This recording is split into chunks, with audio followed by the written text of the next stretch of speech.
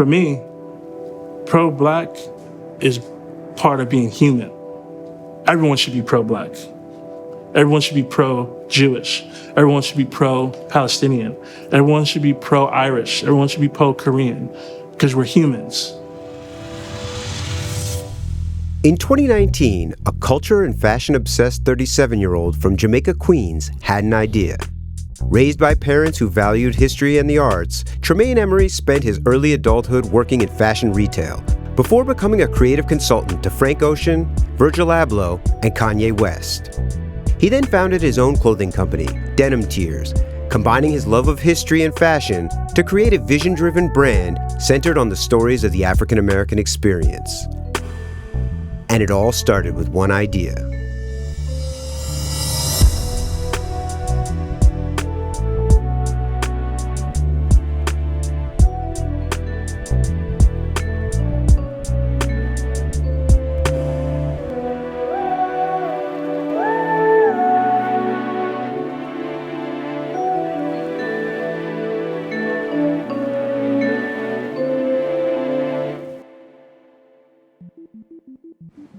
Scene one, take one.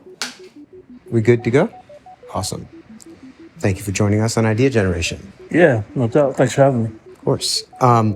You talked a lot about the significance of the work of Joseph Campbell on sort of framing your understanding of the world. And he has a quote that sort of the defining act of a hero is finding the courage to understand themselves. And it sort of begs the question, who are you? I'm mainly a product of the Emorys and Sanders. Emory is my dad's side of the family, and Sanders is my mom's side, her maiden name. Really decent, good, hardworking, smart, funny people from a very small town called Harlem, Georgia. My mom was basically like Phil Jackson, manager of the family. Unfortunately, she grew up in a time where women were relegated to being housewives and not really, my mom was a straight A student. She never had the opportunities that my dad had.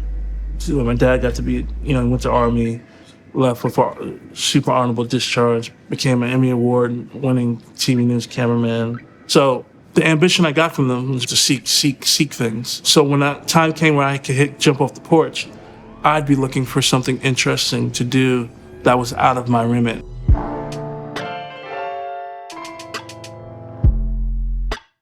So Tremaine, we have here some collabs that you have done with Champion. Yeah. Can you tell me a little bit about each of these pieces? So this one's from 5 years ago, which is 400-year anniversary of the first slaves coming to America on a ship called the White Lion. And they came through Virginia, Point Comfort. So when I started the brand, I built certain totems that I use reoccurringly. So one of the totems is the Denim Tears floral logo layered over the Virginia logo. And then, on the back has the cotton reef piece symbol, which started off as an art piece. And so we sourced vintage Champion reverse weave crew necks and hoodies. And then, got it printed up. What is the significance of the Champion reverse weave? To me, vintage Champion reverse weave, because the quality that was made and what happens to it over time from it being washed or being in the sun, it just creates this incredible patina as far as color. Over time, you kind of really see quality. Because a lot of things, that aren't made well, they don't last. And then this looks like a newer piece. Yeah, so this is collaboration with Champion, mission statement tee, most dangerous brand in the world. This isn't collegiate, but there's something like, for me, in the realm of sport or competition, I felt it was appropriate to be on Champion, the statement. Even though the statement doesn't necessarily reference sports, it represents the pantheon that I believe the brand is. In your teen years, you start opening the aperture and broadening your world by coming into the city. Yeah. And coming to visit places like Union, And ultimately finding a new and different tribe. Yeah. What was that process, and how did it start to change how you thought about sort of yourself and what you wanted to do? I learned a lot of things about, I don't want to say the limit of some of my friends and where I grew up, but just where they were at and where I was at. I'll give you an example. I had a friend who was like, yo, you be going to the village? I'm like, yeah. He's like, there's a lot of gay people there. I'm like, so? But for him, that was like his homophobia had him, well, there's gay people there. And I'm like, yeah, and? I remember another friend said to me, like, I don't want to get followed by white people in the store, which is a very real thing for them. For sure. But I said, my dad told me, if I'm not stealing, they're wasting their time. And I can't let someone control what I can do. So that's what I started to see was the world has these systems of control that limit people. And I started seeing that some of my friends, their curiosity wasn't greater than feeling safe. How do you know when to pivot? You know, I read Miles Davis's autobiography a long time ago. And one of the things I learned from it was he changed his band and his sound like every 4 years. And that's something I think about a lot. So I don't stick to that time thing of like every 4 years I have to change up what I'm doing art-wise. But when something stops feeling genuine or I'm not in it anymore, that's when it's time to pivot. So you graduate from high school and you go to LaGuardia Community College. Yeah. What animated the decision to go and what animated the decision to leave? I went because my grades weren't good enough to get into SUNY Purchase or a scholarship. What made me drop out was I didn't even know exactly what I wanted to do, but I knew the education I wanted, I could get it without school. So dropped out of college in like 2001, 2000. And I got a sales associate job at J.Crew. And I had like a huge fro. The CEO came in one day and he complained to the store manager about my hair. So I got written up for having, called it hair art. They're like, look at the lookbook. No one has hair like that in the lookbook. I'm like, in my head, I'm like, there's no black people in the lookbook. You know, this is J.Crew, 2000. So I went to Revolutionary Books after work and I bought a book called the New York State Employee Manual and called the HR and I read to them, New York State law states that you can't discriminate against people for immutable characteristics, i.e. my hair grows vertically, or i.e. I have braids because I'm descendant of Africans. So then I get called in to the next day and they're like, oh, it's a gray area. They're like, you can wear your fro, but you have to get it like shaped up perfectly. They kept squeezing me, you know, I get written up for being a minute late or whatever. So I just quit. Then there's someone I knew, this woman named Hadara. We met at Union. I ran into her one time coming out of Bloomingdale's, and I guess maybe that put me in her mind. Next day I got an email from her like, hey, you want to come interview? There's a stock position at MJ. I'm like, yeah, definitely. This is such an amazing experience working for Marc and Robert and the rest of the team at MJ. And you know, I was a stock guy there. Then they promoted me to sales associate. Then they moved me to London to be a sales associate at the collection store. How did interacting with the customers sort of inform how you thought about clothes or change how you thought about clothes? Seeing what people respond to, seeing what made people feel good. You learn what clothing means to people. It's easy to write clothing off as this like surface level thing. It is surface level, but it's also deep because it's how people signal to each other, to their tribe, to their self. There's a lot of stuff in clothing when it's done right.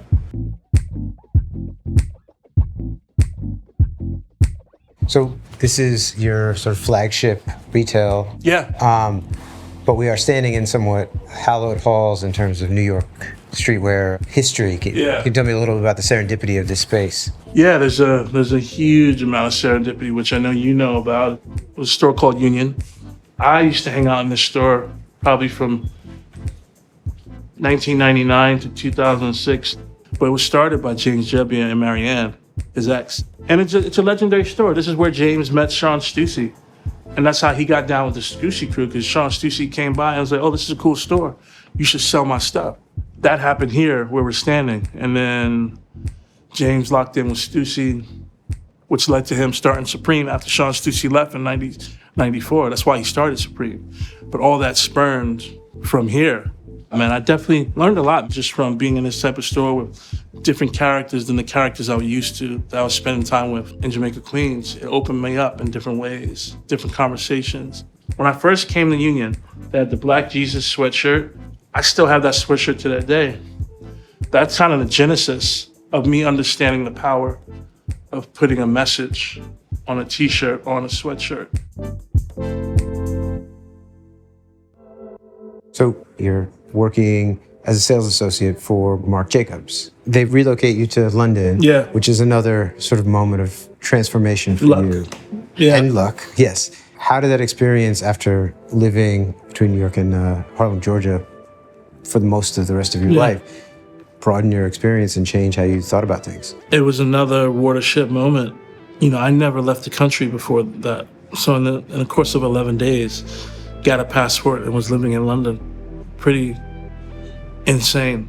And then you were laid off in just a round of downsizing. Yeah. At the time I got laid off, I was working with Frank. Well, I don't know what the title is. Yeah, what does working with Frank mean? I guess I was like creative assistant, fly on the wall. A lot of it was just conversations. And then sometimes conversations would turn in, hey, can you get this done? Or that thing you suggested, can you get done? Or what do you think? And then really it became a friendship. How did you meet Virgil? As fate would have it, I was coming towards the end of my tenure at MJ. He was coming towards the end of his tenure with Ye, formerly known as Kanye West. A-Side was at the end of his tenure with Nike as an energy marketing dude. Three of us had different things we were doing, but the common interest was music. How do you tell a good idea from a bad idea? It's really, is it a genuine idea or not genuine idea? And when I say genuine, is it genuine to you? That's how I determine. If it doesn't feel genuine in my being, then it's probably something I shouldn't do.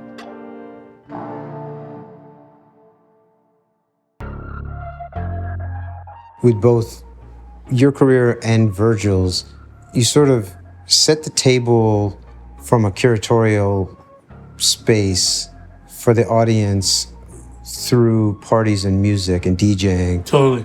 Prior to any product that would come. Yeah. We all were doing these parties, and the main focus was music and having the right crowd and playing songs that people wouldn't normally hear out. And this petri dish of culture kept throwing these elements in it, and then eventually Off-White crawled out of there. Denim Tears, No Vacancy In, Jound, Matt Williams, Jerry Lorenzo, Sam Ross, Heron, so on and so forth. It came out of this like genuine love of like hearing music late at night.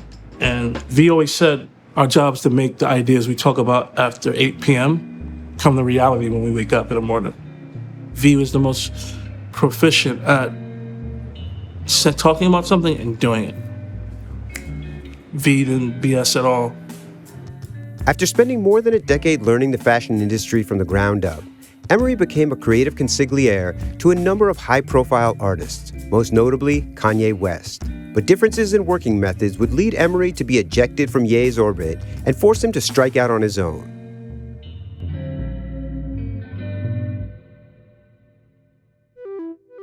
Shortly after this, you end up getting a call from one of the gentlemen that works for Ye. Matt George. Yes, Matt George, there you go. Great dude. And a new opportunity Yeah, man. opens itself to you. I was with V in Milan when I got that call.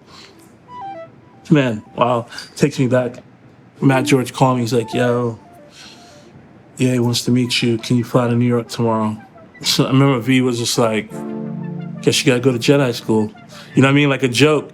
his relationship with Ye was hot and cold and hot and cold, and he ultimately left or got fired at some point. FY, everyone's been fired from Kanye, Yes. including like Virgil at Ye's wedding. Virgil said, "Raise your hand if you've been fired by Kanye." Everyone's worked for Kanye, and everyone's been fired by him.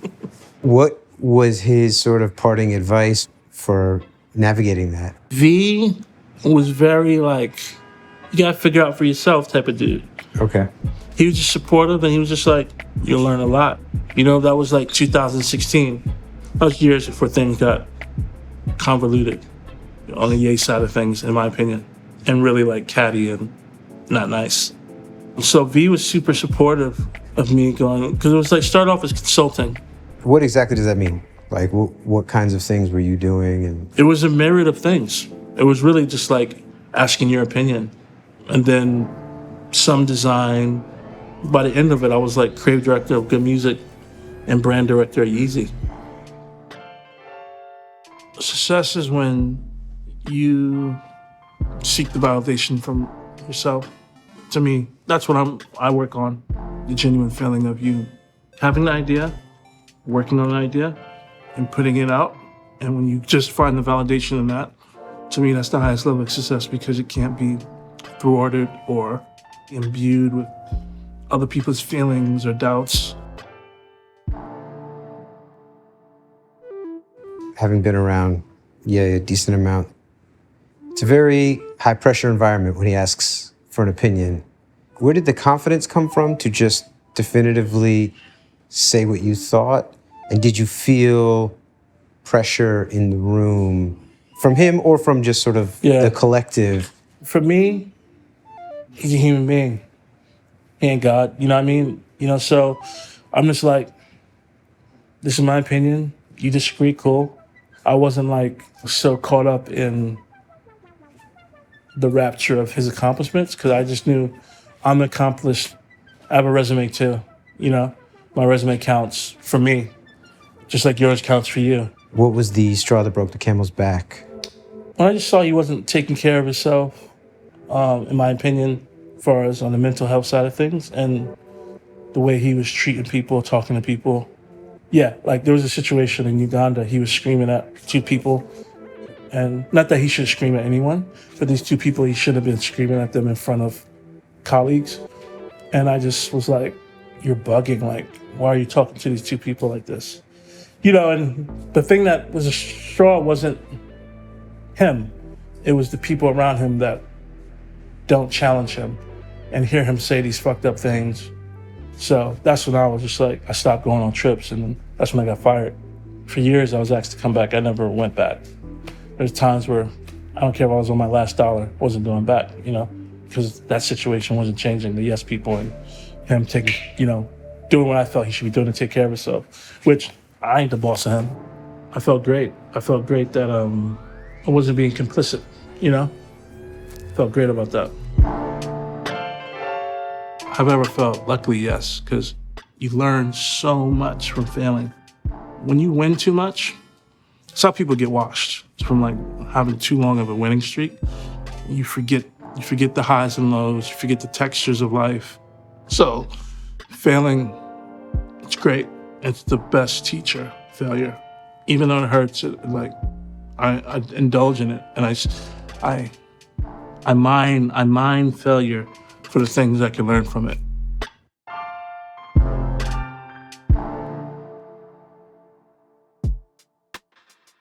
So this obviously freed up some of your bandwidth and your time. And shortly thereafter, the crew that you had started No Vacancy in went from just hosting parties to then starting to make collaborative products, as well as doing some fine art stuff on the personal side. Yeah, you know, outside of like stuff with my family, some of the most fun I've ever had is like with A-Side doing No Vacancy. Because we started in 2015 as parties and stuff, and then it grew into like over the years, you know, New Balance. We did collaborations with different people, and then put out clothing and stuff. And yeah, it was great, man. Just fun, just fun. And Denim Tears is born from an inside joke between you and Virgil and A-Side. Long story short, I put up a picture of this ripped pair of jeans, and put like a funny caption. And then Virgil, A-sides, like said something like, your denim was crying or something. And I say, oh, Denim Tears. I just said Denim Tears. And then the next day, Virgil had a blog for style.com at the time. So he's like doing a roll call of the dinner and the party we did. And he's like, Benji B of Deviation and BBC Extra fame. Kai's Paulson of XL Records fame. A-side of We Are Shining, which was his band, and Nike Energy fame. And then he goes, Denim Tears of Marc Jacobs fame. Obviously at that point, no one knew what the fuck Virgil was talking about. You know, but he was just trolling because he knew I was gonna read it. But then I think too much, and then I started thinking about the word Denim Tears and kind of like how it relates to the human condition. Like, people love ripped jeans, right? What's the best version of a human being? When you're a baby or when you've lived through life and been through heartbreak, been through beautiful things, horrible things, and then that makes the patina of your soul, I think.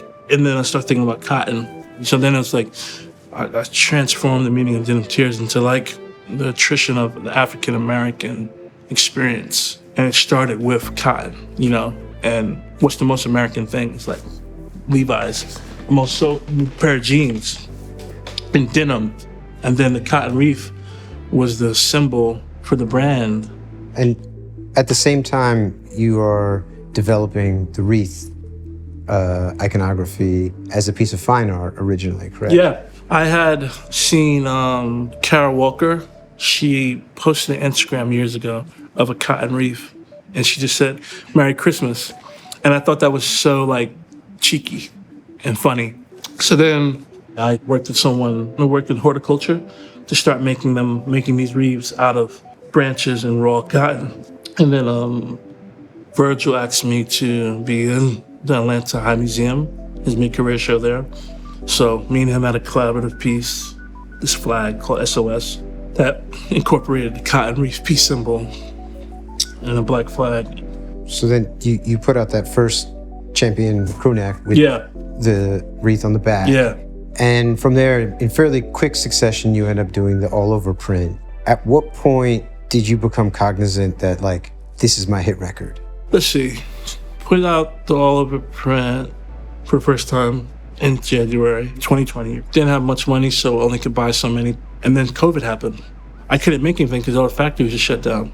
People were reselling it for thousands, $3,000, $4,000, $7,000. When I saw the mixture of in the gram, people posting it, and then the resale, I was like, oh man, probably the next time I make these, they're probably gonna blow out. So that was happening, but then, you know, other things were coming, you know, like the Champion, Alvin Ailey collaboration. Yeah, can you tell me a little bit about what sort of inspired the Alvin Ailey portion, and then why the marriage with Champion made sort of sense to you? So Champion reached out to work with me to do a collaboration. I said, cool, I want to do it on an area of sport or competition that isn't viewed as such by popular culture so much, which was dance. I grew up on the same block as some Alvin Ailey dancers. That's how I learned about Alvin Ailey, that there was this prestigious dance troupe. So when I had a chance to work with Champion, I wanted the dancers to be seen in the same way that Serena and Michael Jordan and LeBron are seen. You know, Judith Jamison and Alvin Ailey to be seen in the same way. There are these like amazing athletes, artists, incredible physiques that do incredible feats. And it's incredible. Alvin has some pieces he wrote that tell the same type of stories I tell about cotton, you know, and slavery and Jim Crow America through dance. They were great to work with, Champion and Alvin Ailey. You know, it was really dope collaboration. One of my favorites. What role do you think the preservation of culture plays in the creation of culture? It's like food recipe, grandma's cake that you love. Whatever your grandma makes that you love, grandma's not gonna be here forever. In that dish or cake that she makes, it's not just that it tastes good, it's part of your family lineage. And she's finite, but that part of her gets passed on through someone learning that recipe and passing it on and cooking it. And then when you cook it, you tell stories about grandma and grandpa, so on and so forth. And it's the same thing with everything in culture, whether it's food, sports, books. My whole thing was, for me, just to open a retail store personally is boring. But to open a store that has a different type of hook or a different type of setup than the average store, that's interesting to me. So this is the focal point of building the store, taking care of knowledge so it could be passed on.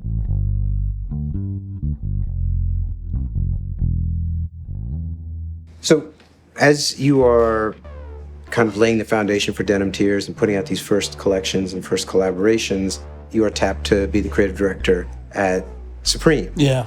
Obviously, it's been well documented that this didn't go great. Yeah. It seems like the foundation of the misalignment comes from your understanding of what a creative director would be expected to do and James's.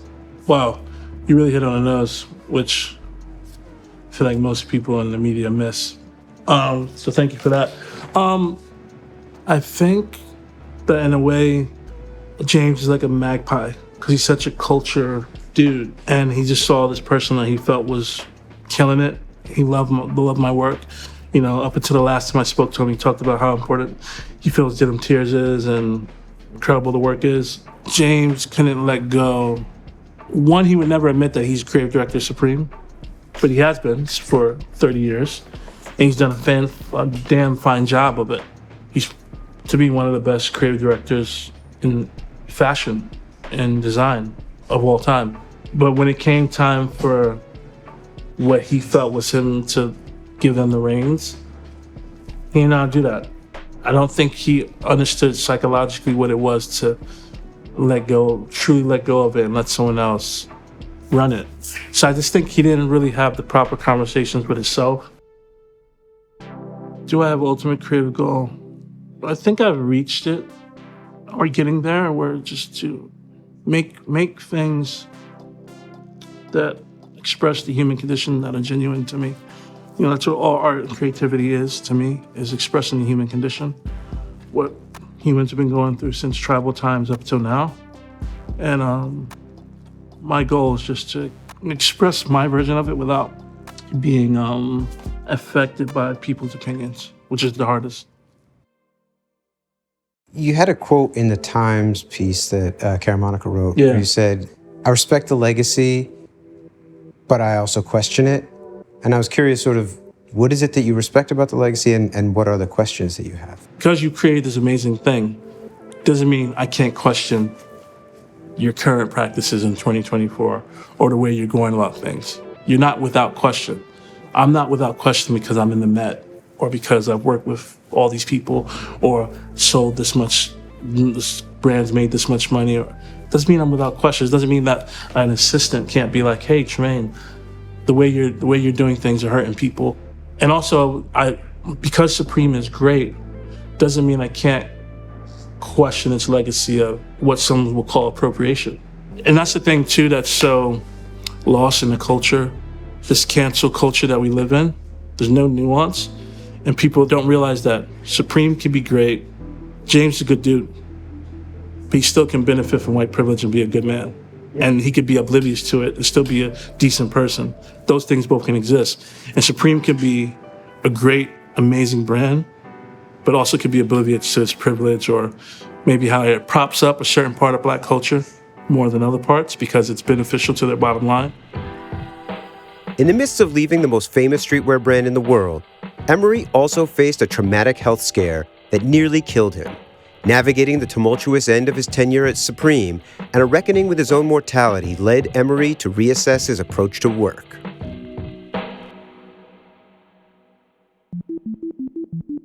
So Champion has this creator program that they're launching where the finalists receive either 500 blanks or $5,000.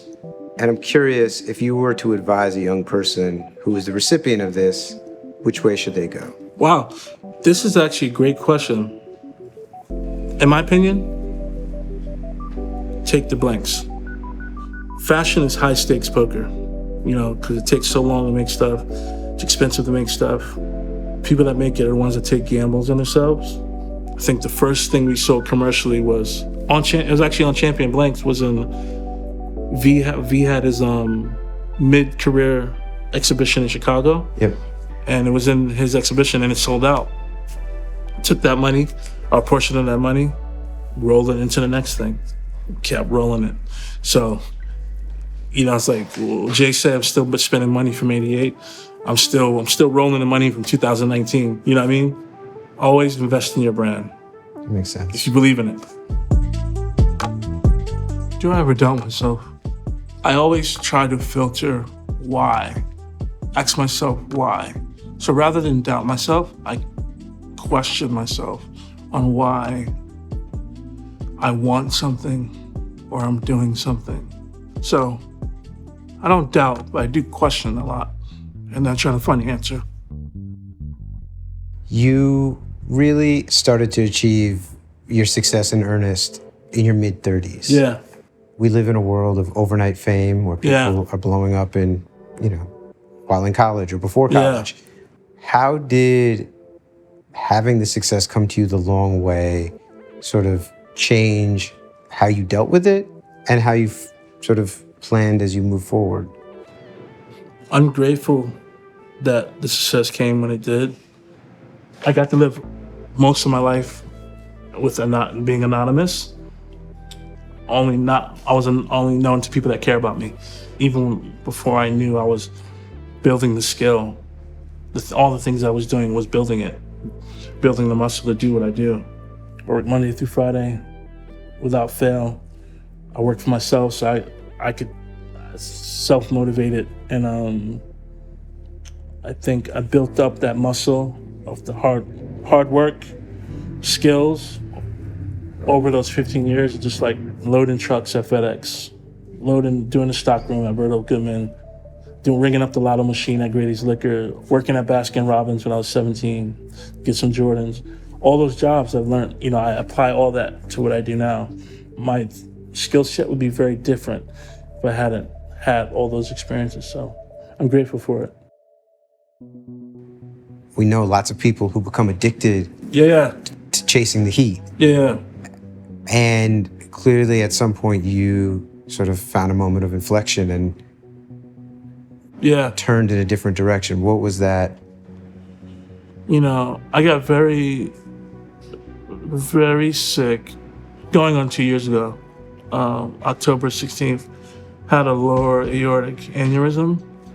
I knew I was having like loads of pain in my body, and I knew this was bad. It was bad.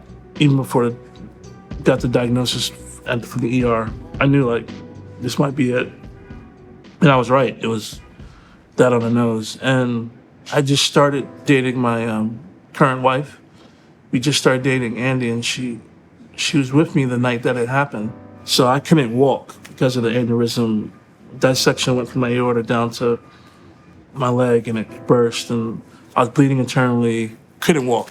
And I remember I was waiting for them to come up, and I thought to myself, oh man. Not a joke, but it was like, this sucks, I didn't have a kid. And that was actually the most important thing to me. I remember going to the hospital and talking to my dad before the surgery. I was like, man, I want to hang out with you guys some more, and I want to have a kid. And I said to my dad, Andy's the one. I said, I'm gonna survive. I'm gonna have a kid with her. What's the most important idea you've ever had? To marry Andy McConnell, my wife. That was the most important idea. To even actually go steady, you know, it's old school. That's an old school word, go steady. But yeah, to even just attempt to make her my main squeeze, and she was down for it, and then to marry her, best idea. You talked about growth and your journey. Where would you say on the hero's journey you are now? I'm at the part of the journey where it's like, I'm not done, but I've just seen what it's done to my peers, people I look up to, read the stories, seen the films. So I just know ultimately the contest is like, it can destroy you.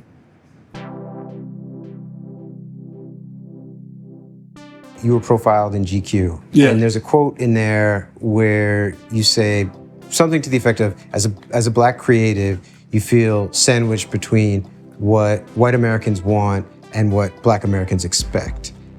Have your feelings evolved in the last 9 months or so as you've moved through these controversies and sort of, kept it pushing? No, because I've always been the type of person that does what I want to do. For me, pro-black is part of being human. Everyone should be pro-black. Everyone should be pro-Jewish. Everyone should be pro-Palestinian. Everyone should be pro-Irish. Everyone should be pro-Korean, because we're humans. Now I take that and invert it with how seldom black stories get told in the world. I'm like, I want to see the wreath as much as possible. For me, it's like, could it ever get played out talking about what we've been through as a people? I don't think so, I hope there's a day where like it's such wide knowledge and understanding what African Americans and have gone through that would be my like happiest day, where it's like, don't need to talk about this anymore. It's understood, and they talk about it in school, and little kids of all cultures grow up understanding what black folks have sacrificed for America to be like it was. I'll shut Denim Tears down the next day, but it ain't like that. So I got a lot more wreaths to print and a lot more other stories to tell too.